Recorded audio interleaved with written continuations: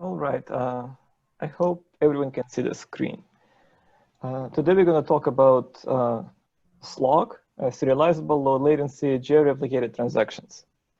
All right. So this paper appeared in VLDB and well, talks about transactions, so databases stuff.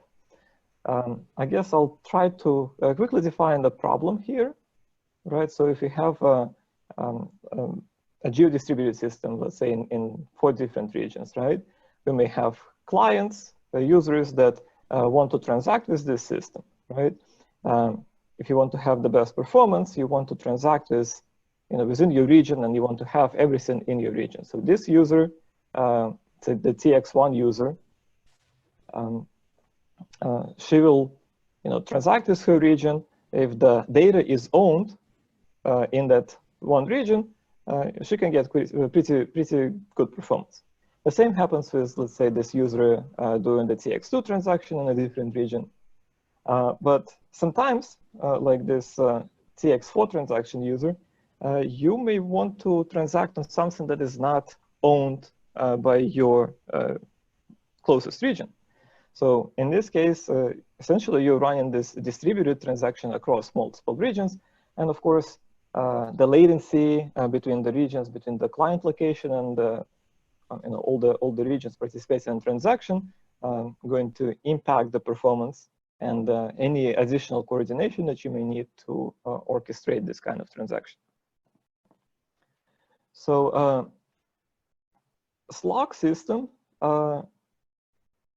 it kind of separates the transactions into this single region, or the way they call it, single home transactions, and the multi-home transactions, right? So the single home transactions, they will run on this one region. They're owned by this one region, so there is no need for like any explicit coordination, right?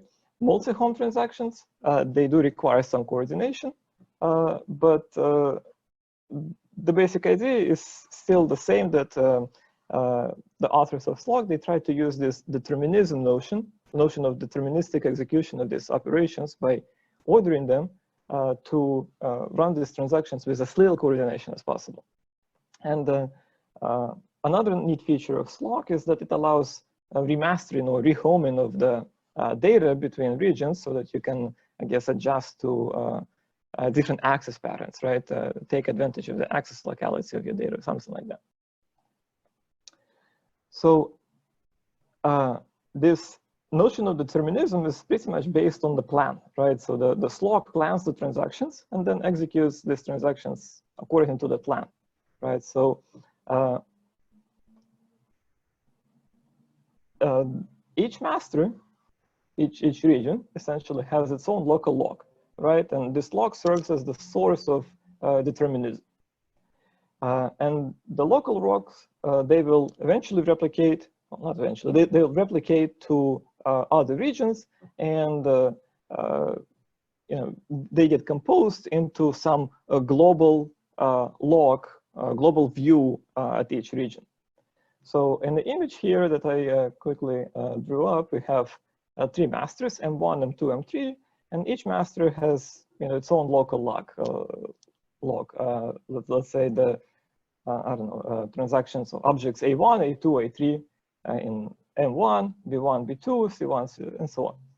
Now, when we create the global log, when they all exchange these logs, what happens is that the global log is no longer, there is no single order in the global log at every single master.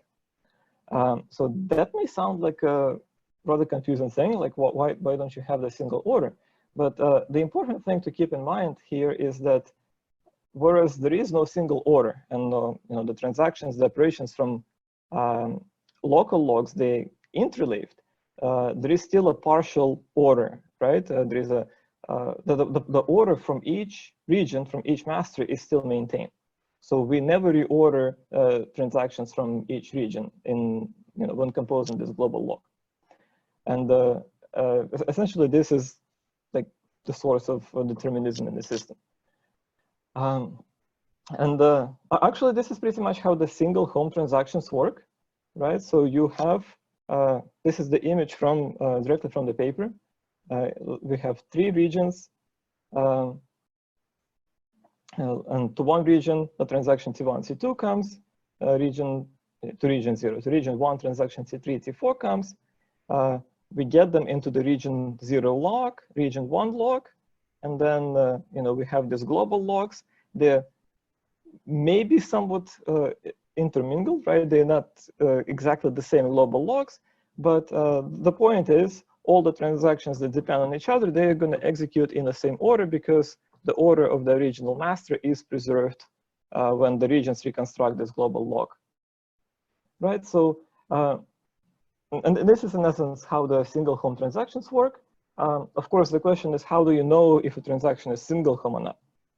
And for that matter, essentially every data object, or the granule, as the authors of the paper describe it, it has the information about the current master, the current ownership, and it also has the information about the counter, about how many times the master has changed recently. And so when the transaction arrives to any region, any master in the system, right? That master, that node, or that region rather, is going to use the lookup index to find the home for all items, all objects in that transaction, right? This lookup index is somewhat asynchronously replicated, so it may be it may not have the most recent information, but generally speaking, that's okay, because SLOG actually recovers this little inconsistencies later. So if the transaction, if all the objects in the transaction have the same master, then we assume that this is a single home transaction and can proceed with this protocol. Of course, once we execute the transactions, once we get to this transaction in the global batch, we have to look and make sure that the ownership is actually correct. The transaction is indeed single home transaction, that it's indeed at this particular master, not some other master because of the remastering process.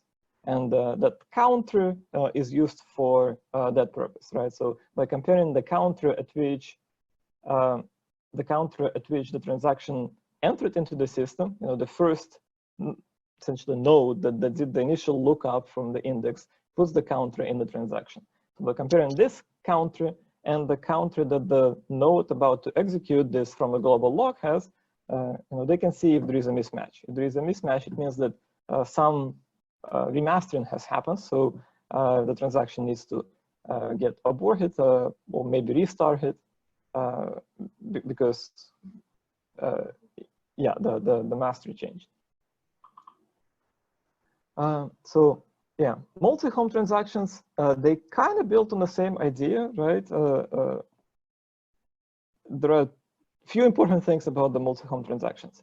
For one, the SLOG paper, the authors, they separate the transaction code from transaction plan, right? And they do run this, they order all the multi-home transactions with respect to each other using like a separate Paxos-backed log system, right? So, essentially, this is like having a master log for multi-home transactions, where we put this, multi-home transactions like MH1 that transact on objects A and B, MH2 transacts on object A and B, and so on. Now, the difference, of course, is the operations from this multi-home master, they get injected into the local logs of the masters that own the objects. So M1 owns object A, so we're going to inject the transactional stuff into the local log of M1. M2 owns object B, so parts of the transaction are going to be put in the local log of master 2. And typically, according to the paper, they ship the code first, and then they ship something called the transaction let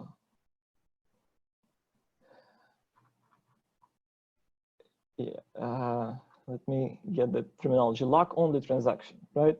So essentially, this is the marker at which point it is safe to execute operations on this particular master. So this is the local lock. From that local lock, we can once again construct global lock at each master, which once again may not be exactly the same global locks at different masters. And then we can, well, execute the transaction. So I'm going to try to illustrate the execution path on M1. So from the global lock, we have A1. So we apply this A1, we're in a state A1. Then we receive this code. So we have the code from the global lock on Multihome transaction 1. And at this point, if you remember, the transaction had objects A and B, right? At this point, we cannot execute anything on object A or object B because we haven't seen that lock-only transaction yet. So essentially, we're going to yield and see what's going to happen next in the log. So next, we have B1 operation. It gets from the log, applies to the state. And then we see that lock-only transaction on B, right? So this is from like a different master. And at this point, it is safe to execute the operation that was in the transaction, right? Because essentially, this is the marker that says, okay, the operation in a transaction is going to depend on anything that may have happened to this object B prior, right? So we reach the safe point at which we can execute the B part of the transaction. And the execution continues. We keep going through the lock, applying the operations. In the same manner, we reach to the second lock. And at this point, it's safe to apply the A operation, and that's what we do. And then any leftover operations, and the system continues. So essentially, this is the order in which we applied them, the order in which we changed our state. And on the second node, on a different master that was also responsible for this transaction, the same thing happens, right? It will apply these operations based on its version of the global log. But of course, the important part is all of these operations in a state, right? They don't get reordered. So we never see the B MH1 applied before B1 because of this lock marker, right? That tells us when it's safe to apply. The same for the A. So essentially, all the dependent operations, they get applied in the same order in this multi-home transaction. So another important concept of this paper is remastering, right? So this is what happens when you want to change the master of a particular data object or the granular. Alexei. Yeah. Question. Can you go back to the previous slide? Yeah, this is clear to me with the code transaction and the lock transaction, lock on the transaction. But the figure 4 in the paper explains the multi-home transactions, right? There is no code versus lock on. Yeah, if you read the paper, they said that for the simplicity of the figure, they don't include the code in the log. They also mentioned that the actual lock on the transactions may have some code in them. Oh. So, yeah, but in the text, it is mentioned that this essentially shipped separately. Okay, so or maybe shipped separately. So in that figure 4, T20 is what? The lock only for? Yes, in the figure they only show the lock transactions. Lock only for region 1, and then the code is assumed to have arrived before any of the locks. Okay, clear. Yeah. So the idea is, right, you have the code, you can start execute the code, but you cannot proceed until you see the lock for particular object. So you run the code, oh, I need object B. Have I seen the lock transaction for object B? If no, then I wait, I yield, right, and let the more operations from the global log get consumed, and at some point I will see this lock transaction from object B, and at that point, essentially, that's a signal for me to continue executing that code, right? Because now is the time I need to put the transaction into the history, essentially, for object B. Right. So when they say one region, each region executes its part of the code, or no, they all execute. One region execute all the. All regions have all the operations, right?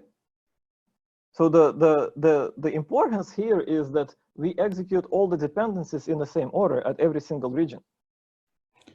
Right. Okay. Mm-hmm. Right. So we execute all the dependencies in the same order for all the transactions, for the single home transactions, for the multi-home transactions, for any interleaving of these transactions, and that is guaranteed essentially by the partial total order that we get from all these local logs and how they get replicated to different regions, right? Different masters. Right. The reason I'm asking is in 3.3 multi-home transactions, the paper says all multi-home transactions, no matter where they originate, must be ordered with respect to each other. Right. Yeah. A variety of global ordering algorithms could be used, such as a single ordering server that increases latency, obviously. Running paxos across all regions increases latency. Sending all multi-home transactions to the same region to be ordered by the local log there. Mm-hmm. What same region here? Is it? It's just like a, in my understanding, right? This is this special log, a separate log that exists just to order the multi-home transactions. But you so you can think of it as a separate Paxos box that sits somewhere, either in one region or across the regions, and it maintains the log of multi-home transactions for durability and the ordering or whatever. So it's not that a single region becomes responsible for only keeping these transactions and all the regions are not involved. There is just this notion that these multi-home transactions, right, they need to be, once we receive them, we need to make sure they're durable, right? We need to know that we have all the code, it's durable, we have multiple replicas, we order them, and then, once this happens, we essentially put them into the local logs of all the different masters. And is this region one of the home regions for is this region have to be one of the home regions for the multi-home transaction, or it could be just? No, it's arbitrary. It can be a completely separate box sitting somewhere outside. Okay. Right? Or it can be implemented across the regions, right? That's, I believe, the option 2 that they mentioned, that you can have the Paxos box for this across the regions. Using a single ordering server, well, it's not durable. So using a single Paxos box, so that's the only difference. But we still incur the latency. We still incur the latency of going to another, each multi-home region each multi-home transaction being serialized from one region, going across the WAN for that region, right? I thought that was taken care of. I'm not sure I follow your question. Can I add something here? I just want to add one thing. Yes, go ahead. I think either I misunderstood the paper or something. I thought they don't need to actually wait for, so they are working on the deterministic databases, right? Mm-hmm. And the whole idea here is that they're assuming that the transaction, whatever read and write set transaction needs to access are already known. Yes. I mean, if the transaction read and write sets are not known, then they have to run a reconnaissance query. Basically, they're following what the Calvin does, because prior to this work, they made Calvin. Now, if all the read and write sets are known and there is a multi-home transaction, basically they already know which are the basically different regions this transaction has to go. Yes. So let's for the moment assume the code goes at the same point in time, or every region comes to know, not at the same point, every region comes to know which all parts they want to access. Do they need to actually, because what I understood from the diagram number 4 is, I did read the text, maybe I missed this part, code and log, I didn't understand much well, but what I understood from the diagram, and that was my global idea, because as they don't need to wait for all data items.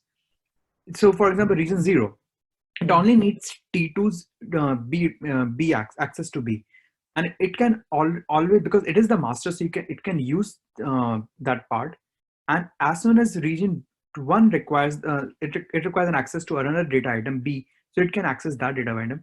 And now when both the regions will send their own logs, because there's a part where they have to share their logs, that is when they can actually execute the other part. So they don't need to exactly wait, and there is no need to be a exactly global ordering. That's why they said, right, T1 and T3 can be any order, but T2 happens after T1 and T3.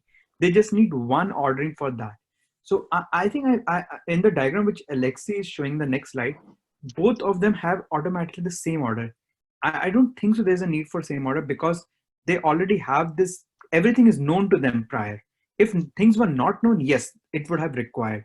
But if everything is known, they can, and for everything there's already a master, so they can always execute it. I'm not understanding why they need to wait. At least as per the Alexei's slides. Am I missing something here? I'm not sure what weight are you referring to. Are you referring to that the logs? Yeah. So So why do they need to wait for the logs? That because the masters, every region already knows. Yeah. So if there's a global home, he sent this transaction to all the regions, say 0, 1, and 2. Now 0 is a master for one data item, 1 is a master for 2 isn't. 0 does not need to wait for 1 and 2. 0 can just process its own transaction. And now when he gets other logs from other one, then he will execute them. So why does he need to wait for ensuring that it needs to get logs from 1 and 2, all of them? So keep in mind that they all regions execute the same transaction, right? So it's not like one region executes only A and doesn't do B. Yes, but they all execute in a different order. They don't need to execute in the same order. That's the whole idea for them, because all the regions execute the same transaction, but the same transaction, let's say this one transaction accesses three different parts, 3 different data items, and each data item in 3 different regions. So they can easily create an interleaving. Not necessarily everyone has to be 0, 1, and 2. For someone, it may be 0, 1, and 2. For another, it may be 1, 0, and 2. For third one, it is 2, 1, 0. That's what even their diagram number 4 says. It does not need to be in the same order, because everything is already known.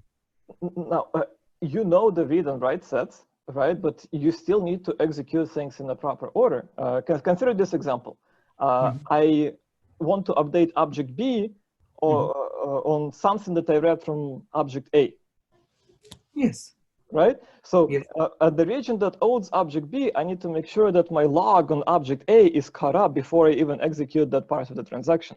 So you need to have this log so that you wait for the for the other region to catch up, so it arrives to the proper state, so that you can read it and apply it to your object that you own.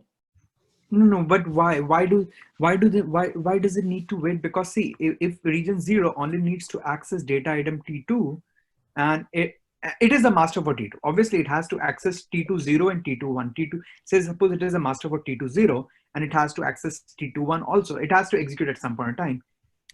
It will execute when he gets the information for region 1 that, hey, this is what the latest data is. I was the master, so take this data, now execute it. Why does it need to wait for ensuring logs from everyone and then he starts executing?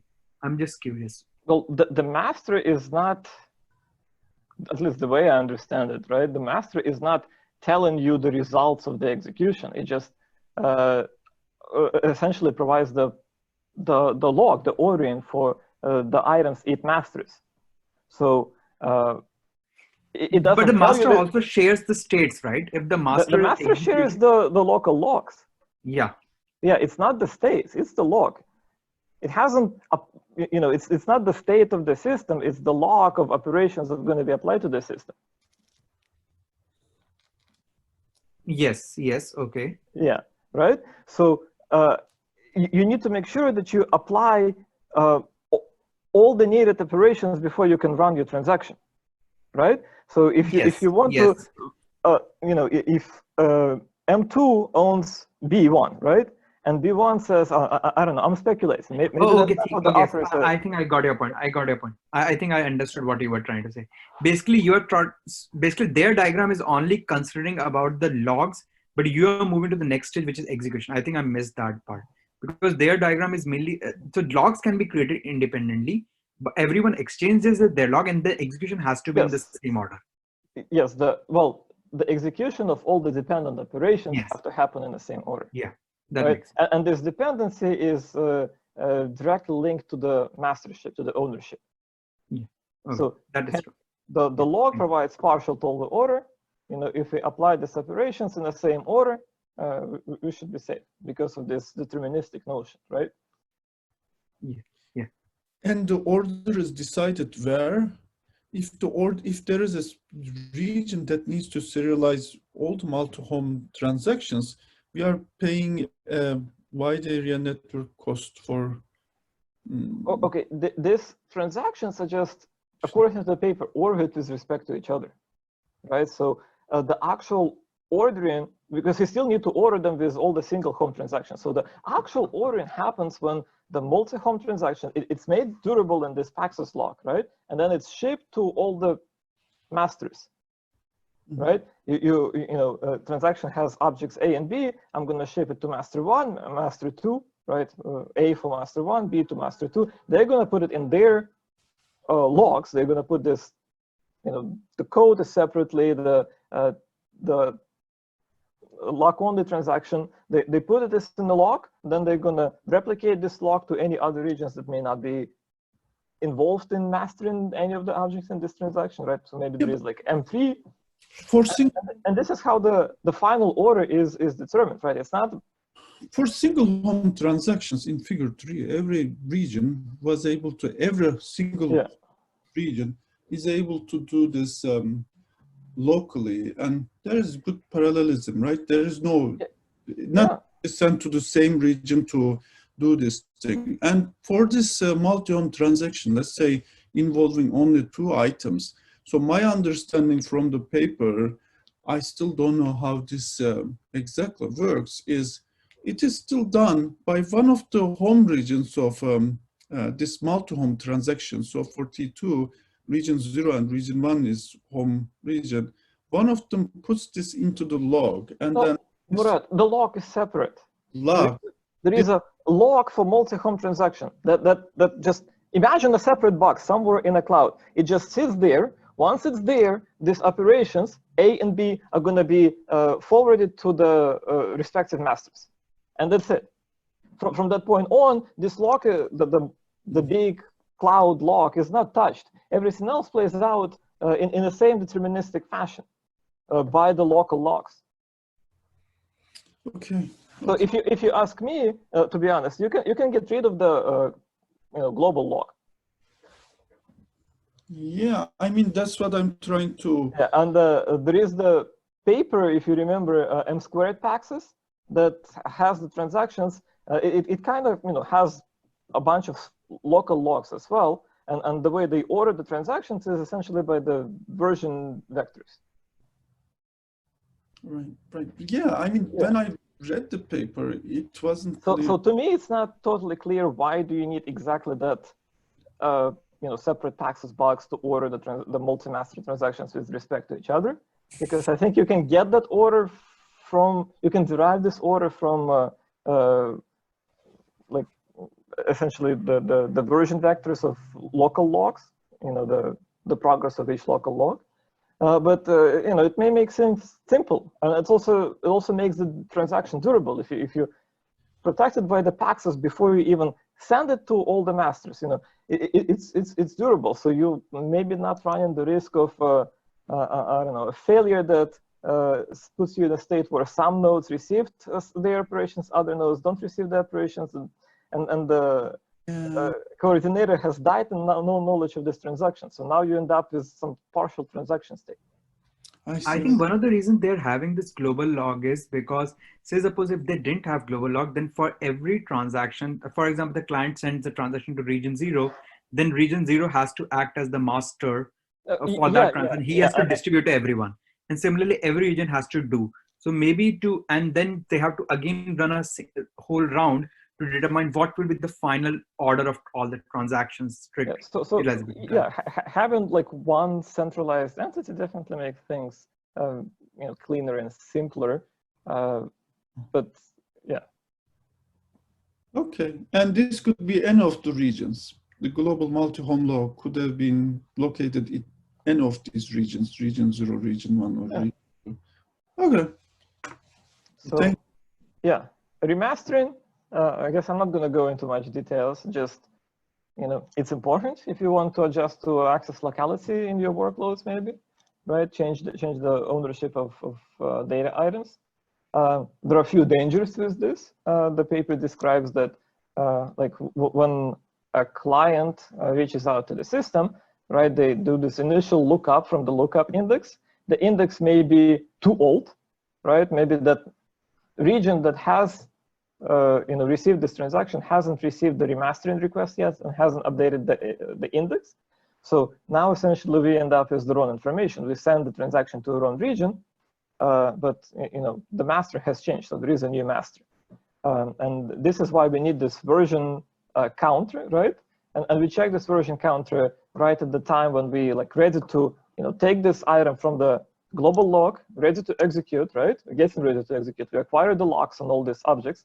This is when we check the version counter, and if the version counter from the transaction mismatches the version counter that the master itself has, then essentially that there has been the issue, right? If its transaction version counter is smaller, it means that the master has changed, so you just abort the transaction, you can restart it. Now, there is a potential for a different situation where the lookup index returns you the new master, but that new master itself hasn't learned that yet, right? It hasn't executed that remaster operation from its log. So in that case, once again, we can see this situation by comparing the counters, and we can actually wait instead of aborting the transaction. We can wait until the mastership takes effect. So yeah, the evaluation, the paper has quite extensive evaluation, right? They use the YCSB for throughput, for example, benchmark, and they compare it with Calvin. I guess most importantly because I think they're based on Calvin, but there is also comparison with two-phase locking approach. Now, as far as the throughput, we can see that SLOG actually behaves pretty similar to Calvin in terms of throughput. So no improvement, no degradation as much here. In some cases it degrades, right, on a B side with the hot contention, but generally speaking, it is comparable. More throughput evaluation, right? Throughput while varying the client count. So as you increase the number of counts, how much is your throughput? We can see that Calvin, we can see that SLOG kind of plateaus here, and Calvin actually can push a little bit higher throughput. So for all the fairness, I like that the author put this kind of information, even though it doesn't show that hey, we're 3 times better or something. But it's really nice to have fair results. Now, throughput reduction while remastering, right? So this remastering procedure, remember, it can cause the transaction to either delay or abort and restart. So it depends on how hot the granules are, right? So if you have 10 hot granulars that you access a lot, obviously you're going to have a bigger spike, bigger decrease in throughput while the remastering happens. But I kind of want to point out that the scale doesn't start at 0. So this big degradation is isn't really that big. It's less than 1,000 requests per second. So you know, it looks big, but the scale. Latency is where Calvin is a green line, is obviously not performing as well as the SLOG, right? And it will somewhat depend on the ratio of single home transactions to the multi-home transaction. But whenever SLOG can take advantage of single home transactions, you know, and complete them quickly in their respective region, the latency is very, very small, right? It's like under 10 milliseconds. Obviously, it will increase as the ratio of multi-home transactions rises. And in the worst case scenario, right, if all the transactions are multi-home, then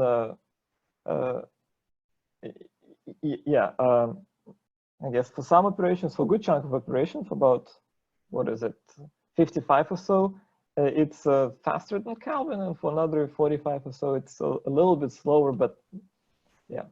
Yeah, can you explain why the crossover occurs? I mean, if it is all multi-home, wouldn't this have been exactly Calvin, because this needs to be processed by one global multi-home serializer region, and shouldn't it be exactly like Calvin? So why does it perform better in the first part and worse in the second part? Yeah, good question, Murat. I'm not really sure, to be honest. Okay, we can discuss in the discussion thing. Latency as the number of clients figures.